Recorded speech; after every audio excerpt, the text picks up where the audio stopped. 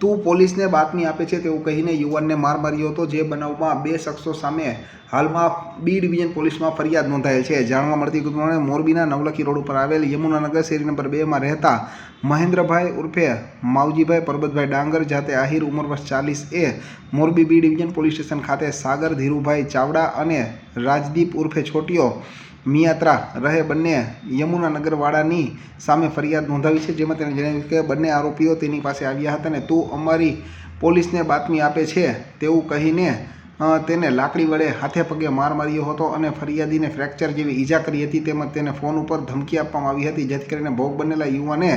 સારવાર લીધા બાદ Morbi B division police station ખાતે બંને શખ્સોની સામે ફરિયાદ નોંધાવેલ છે, જેના આધારે પોલીસે ગુનો નોંધીને